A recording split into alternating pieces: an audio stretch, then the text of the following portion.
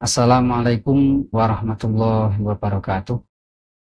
Alhamdulillah ala ni'amillah wassalatu wassalamu ala rasulillah wala hawla wala quwata illa billah apaan. Yang kami hormati sahabat Wisnu Media, ketika seorang sedang lapar, perut terasa kosong, disitulah emosi mudah tersulut atas perilaku orang lain yang mengganggu atau menyebabkan tidak nyaman terhadap diri kita.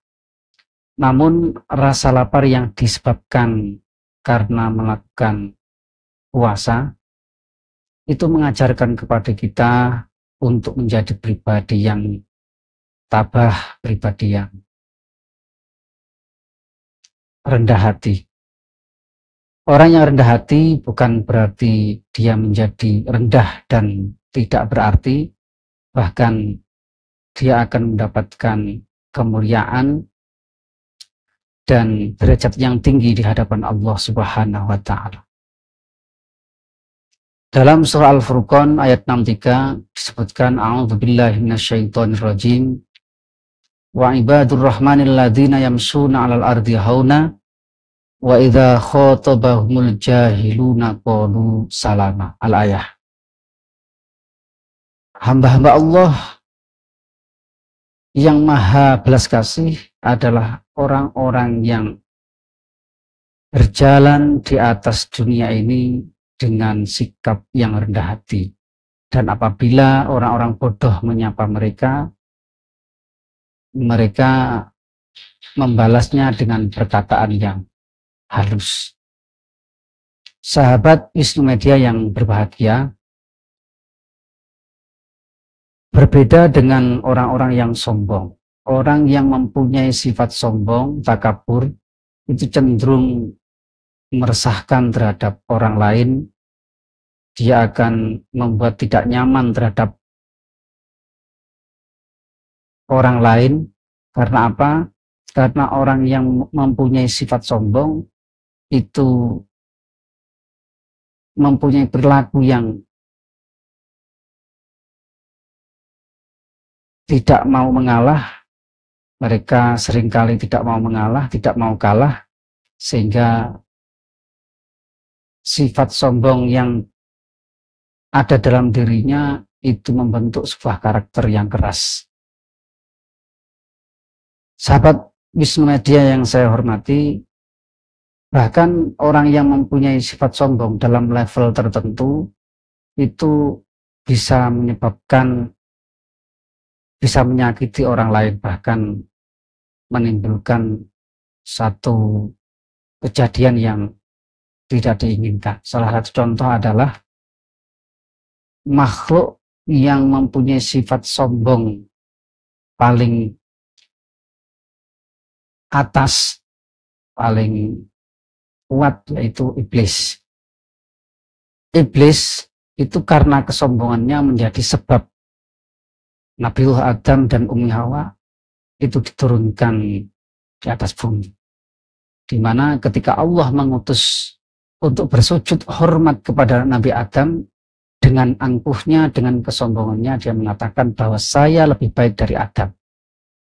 Dan berawal dari sikap angkuhnya itulah kemudian berurutan yang menjadikan Nabiullah Adam diturunkan oleh Allah serta Ummi Hawa, yaitu diturunkan ke muka bumi.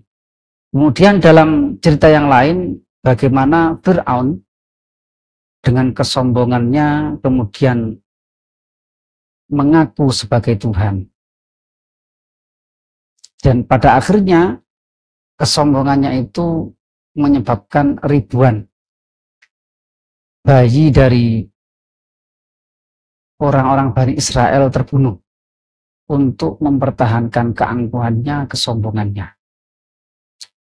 Itu pada puncaknya si Fir'aun ini bahkan rela untuk menghukum, membunuh orang yang paling dia cintai, yaitu istrinya Asiyah, di mana diputuskan oleh dirinya sendiri dikarenakan tidak mau beriman, tidak mau mengakui bahwa dirinya sebagai Tuhan, kemudian Asia dihukum atas perintahnya sendiri untuk ditimpakan batu yang sangat besar. Itu adalah contoh kedua bagaimana sifat sombong itu bisa mencelakai terhadap orang lain. Kemudian dalam surah Ali Imran ayat 21 kalau tidak salah, di sana dikatakan bagaimana orang-orang Israel itu mempunyai ketegaan untuk membunuh tokoh-tokoh agama mereka, nabi mereka. Kemudian dalam ayat selanjutnya, ayat 24, Ali Imran 24, dijelaskan kenapa mereka mempunyai sifat yang begitu tega, yang kejam, sehingga mampu mempunyai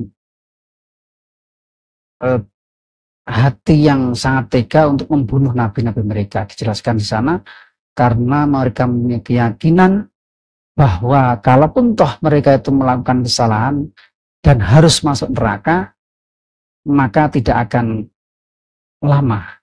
Pertanyaannya, kenapa mereka mempunyai satu pemahaman yang sesat seperti itu? Kemudian dijelaskan dalam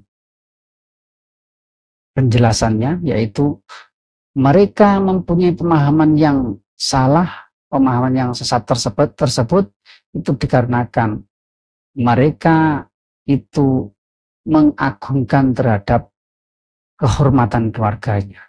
Saya adalah keturunan Ibrahim. Kalaupun toh saya itu masuk neraka, maka Ibrahim akan menolongku. Artinya apa?